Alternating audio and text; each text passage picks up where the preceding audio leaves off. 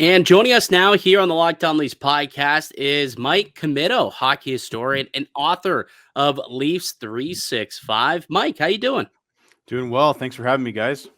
No, we appreciate you taking the time to join us, and it's got to be pretty exciting. Like I've never written a book before, but I've written a couple articles, and that's frustrating enough. I mean, I have so much appreciation for those who can actually write a full book, and you've been able to do this with Hockey 365. Like how was that process for you for writing this book? It's a long process. So the book has 365 different stories in it. So I mean, you're researching and writing each of those stories, and I've done it now. This is the third one, so I feel like I've got a little bit of a groove going in terms of like how I know how to set myself up in the process I need to follow to get it all done in time. But I think this time being able to dive into some Leafs history exclusively was a lot of fun. Definitely gave myself a lot of runway so that I wasn't pulling my hair out trying to finish it, but to be able to dive into a lot of these stories that loomed large in my life as a hockey historian and as a fan, really made it really enjoyable. Well, I'm curious what was one story in particular that you were really excited to kind of dig into, dive into, ask some people about? Like, is there one that sticks out to you that you had to make sure you got into this book?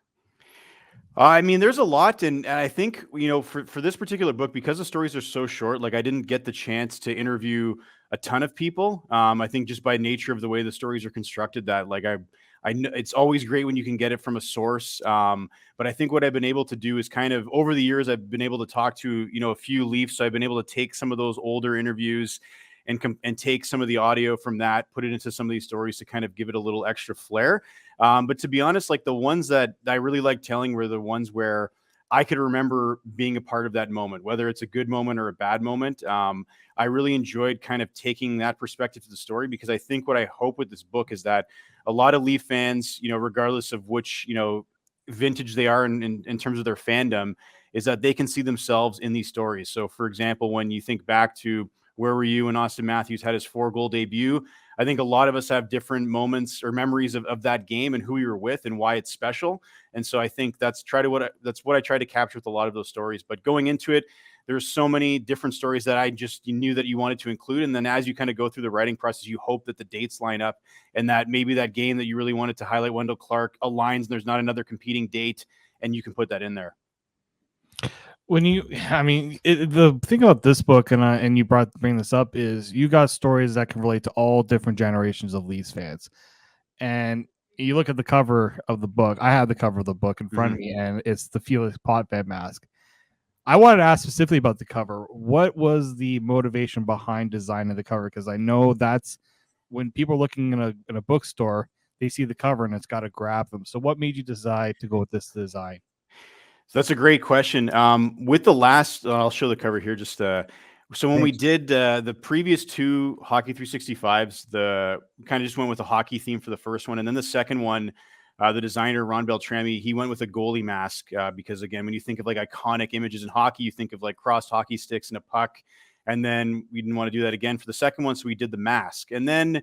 With Leafs 365, because we obviously can't use the Leafs logo, and we can't really use any iconography that belongs to the Leafs. The idea was, well, what could best represent the Leafs or any team for that matter? And it's usually those iconic goalie masks. And so the actual the first draft of the cover was a Wayne Thomas mask, which is also a pretty iconic Leafs mask. It's a like elongated mask with the blue and white and stars and kind of stripes with it, and thought it was a great mask. But I said, you know what, that doesn't really speak to me. When I was growing up and watching the Leafs as a kid, like Felix Potvin was my goalie, he was my guy. And so I said, is there any way we can kind of take that same motif but apply it to the cat?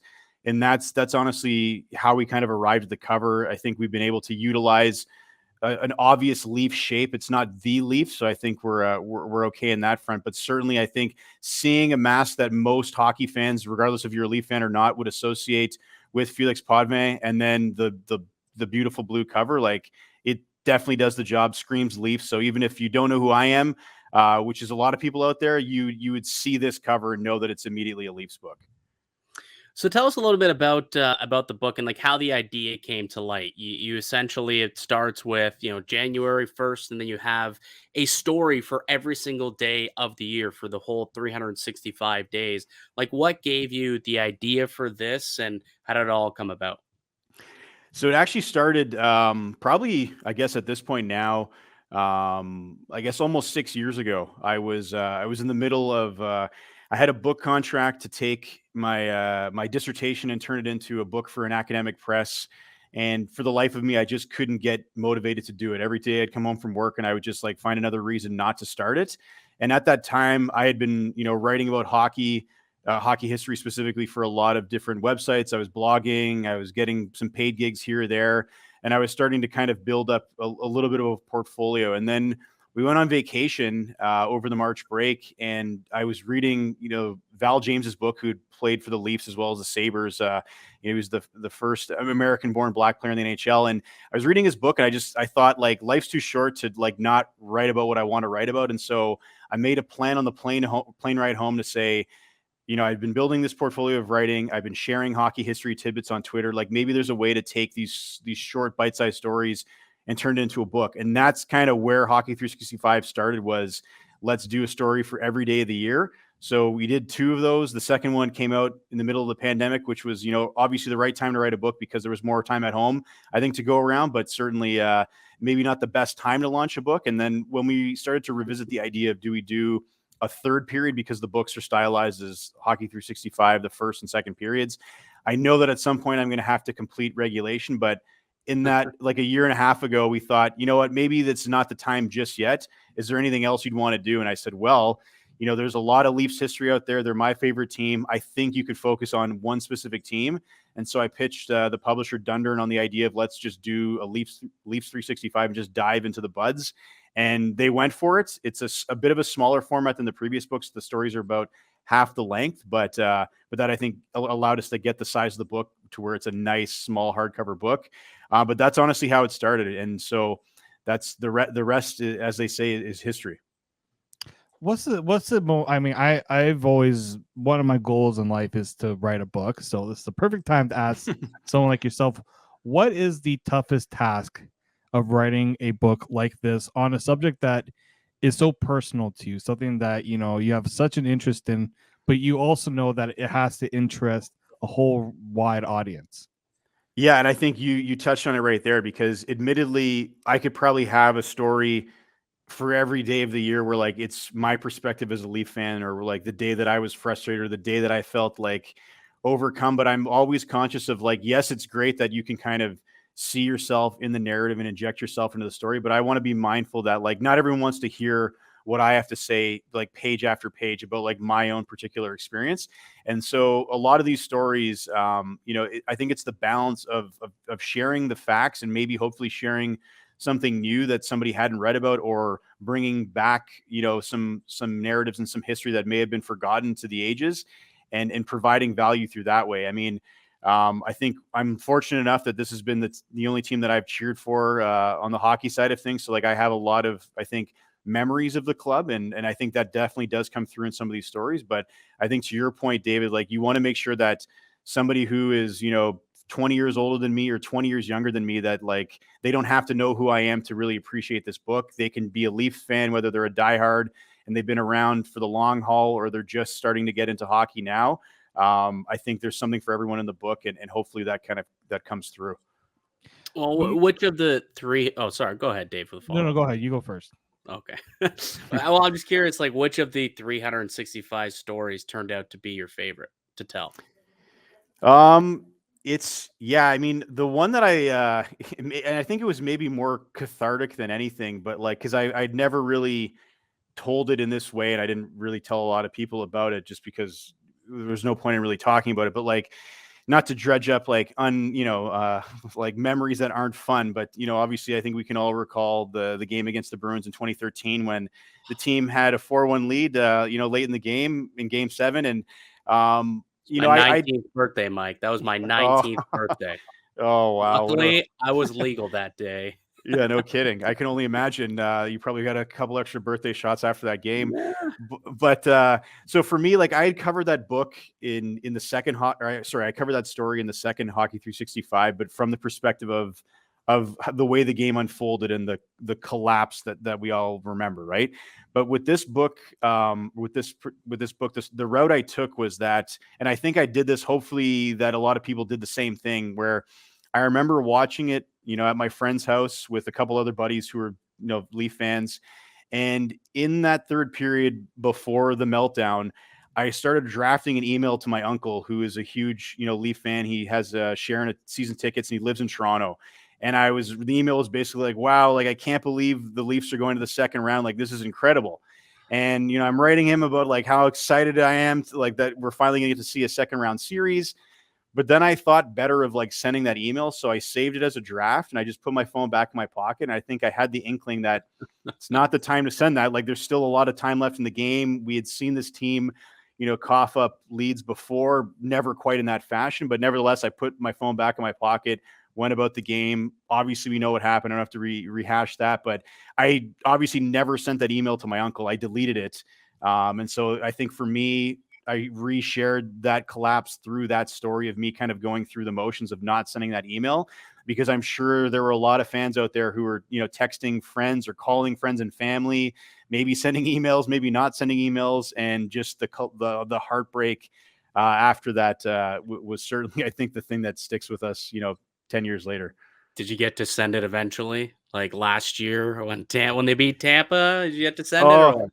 I should have. The funny thing was, like, so that when they beat Tampa, and I should have included this part in the book, but I live on the same street as a friend of mine, and like by that point in the game, like all of our families had gone to bed. I was watching the game alone in my basement, so I had like a quiet celebration, try not to wake the kids and my wife. And then he texted me, he's like, "Do you want to go have a beer on the road?" Because neither of us thought we should be in our respective houses, Right. and so it's raining. I've got to get on a flight to go to Montreal the next day for work. And I'm like, I don't know if I am. Like, no, we have to have this beer. Like, this hasn't happened in like 20 years. 20 years in the making. Yeah. So we get outside, it's raining. And like the first thing we both do is just like hug, like under the streetlights. It's like, this is a buddy that you don't normally hug, but like in that moment you hug your friend.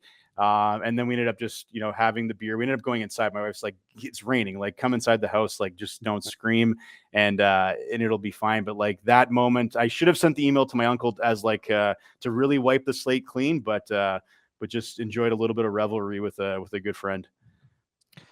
When there's still a lot of Leaf history books out there about the history of the team and moments, books kind of similar to this. How difficult is it to make a book like this stand out from all those other books that are out there? Yeah, and I mean, I think that is because there are literally so many Leaf books that come out every year, and it is a crowded market, even just at this time of year with hockey books. Like I have probably a few hockey books sitting on my desk at home right now that I have to start reading, and there's going to be more that probably arrive under the tree when I have to give my mom a Christmas list of what to get me this year. But yeah, I think the unique concept of the book is definitely helps me kind of stand out, because it's by no means meant to be a comprehensive history of the team. Certainly I'm covering stories from across all different eras, from when the team started out in the NHL in 1917 to when they were the St. Patrick's to when they, obviously became the Maple Leafs. But it's not meant to be a book where if you want to have the definitive history of the Toronto Maple Leafs, you're not going to get that with this, but you're going to get something that I think is hopefully entertaining. It's fun. You can pick it up and put it down. It'll give you a nice cross section of a lot of notable players and moments in the franchise's history. But certainly it wasn't meant to be that all encompassing book. And so I think hopefully people see what it is, what it is, and that it could just be something that looks nice on your mantle, on your coffee table. But certainly I think if you are a Leafs fan, it's got just about everything that I think you could hopefully ask for in terms of covering all different eras, all different trades, signings, in-game moments, player moments, even some stuff off the ice as well. I think also what's important here too is there are a lot of newer Leaf fans that might not have the time and patience to go and read those deep dives. So I think what I liked about this book is the chapters are short. Yeah, little bits. Yeah, they're little bits. So you don't, a young kid may want to read this and they'll get a good sense of the history. yeah, and if they're interested in something specific, they can go and research a little bit more on it. I think that's what I like the most about this. Yeah, and I did make sure to include some recent moments from last season. So I mean, if you go through the book, you've got the moment covering Mitch Marner's point streak, when the Leafs honored Salming, which was obviously a very touching moment that night when he came back for Hockey Hall of Fame induction weekend. You got the first round victory. I had to like beg the publisher to put that in there. I didn't beg. I just asked them and they said yes. But like by that point, the book had already been finalized. And I said, like, we have to sub out whatever story we had to sub that in there. Right. So I wrote that story the next day. We put it in there. But yeah, it's got so everything from the team's early beginnings to stuff that you saw last year. What got subbed out? Now I'm curious.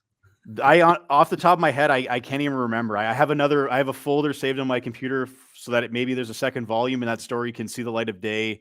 Oh, you know what? I knew what it was. It was when the Leafs, when they beat the Islanders. I think it was in the 78 playoffs. Okay. So it was still a good story. I think some great Lanny McDonald moment, but ultimately I had to kind of let that one go to make room for the Tampa story.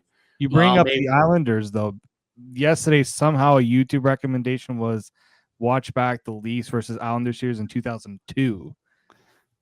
And it's just weird how all those like historical moments, and I'm sure there's probably a lot that when you were looking at this book, you say, I really want to get this in here, but I just don't have the room for it. Yeah.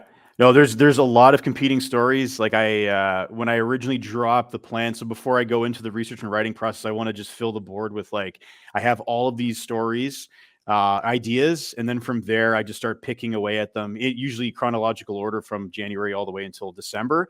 But like, as seasons unfold, or as I read something else in a book, or I find something when I'm doing other research, you end up like swapping these out. And sometimes I don't always keep like record of what ended up like getting left on the cutting room floor. But there are so many moments where I'm like, oh man, like from my own personal fandom, I would love to include this, but I know that it's maybe not as significant as this moment is. And so for the broader audience, I should probably put this in versus like, when somebody went through the glass in a game against the Bruins, that's a cool moment, but is it historically significant enough to bump out something else? You get some latitude as the author, but to your point earlier, David, like it's not a book for me. It's hopefully a book for a lot of Leaf fans. So you try to market it as broadly as you can. I want to get one current hockey question in here for you, because you did say that you are a big time Leafs fan. Just curious what your thoughts are on the team to this point through the first few games of the season. Yeah, it's funny because I had started doing trying to get on some different, shows to talk about the book, with Leaf Focus podcasts. And I've been doing some over the past couple of days. And, early on, you're getting the questions about like, what do you think of the team? There's questions about like, where does Max Domi fit? And, I had that question like maybe 2 games into the season. I think my comment was like, well, let's wait and see. Like there's a lot of, turnover on this roster. And then since that podcast episode that I was on, like we start to see, hey, this is maybe exactly where he fits. He had those 2 nice assists with Nyes the other night. But I think what I've been impressed with the most so far is just the goaltending with Wall. The brick wall I think he's been great. Even in that game against Chicago, one of the few bright spots in an otherwise sloppy game up front. And I think now he's certainly been given, the keys to the car, so to speak, and hopefully he continues to have that hot hand and run with it. And if, he falters and it gives Samsonov an opportunity to come back and try to wrestle the crease away, I think that's nothing bad with some healthy competition, but certainly he looks great right now. And I think just like how composed and calm he is certainly something you want, between the pipes, especially with a team like this. Yeah, and I mean, as a hockey historian such as yourself, I mean, no one needs to tell you that it's been a long time since they've had a homegrown goaltender kind of burst through. So maybe he could be the first in a long while. I think Felix the Cat is kind of the last homegrown guy since the Leafs have been able to develop a goaltender. So fingers crossed there that Joe Wall can potentially get it done. I know that he's going to be in a game tonight against the Stars, getting another start here. So we'll see what happens. Mike, really appreciate taking the time to join us. Just really quickly before you head out, where can people go and find this book? I'm sure it'd be a great gift for any Leaf fan for the holidays. Yeah, no, thanks, Mike. And so right now it is out in Canada. If you go to Amazon, you can get it there, but I'm saying Amazon first only because it has the release date as November 14th, which is the US release date. It's a bit of a glitch in the system that a lot of authors are experiencing right now because it's defaulting to Amazon US, but we're trying to get that solved and get it shipped before that date. But otherwise, it's in Chapters Indigo across Canada. But also, if you like to shop local at your favorite independent bookstore, if they don't have it there, you can go in and they'll order you a copy. You can also get it from Dundurn, which is the publisher, right from their website. So hopefully it's available wherever you like to buy books and waiting for you on the shelves. Perfect. Really appreciate you taking the time, and good luck with everything. And I'll be diving into this. I know Dave will be too. So we're excited for it. And best of luck in the future. Really appreciate you taking the time. Oh, my pleasure, guys. Thanks for having me on. Thanks, Mike.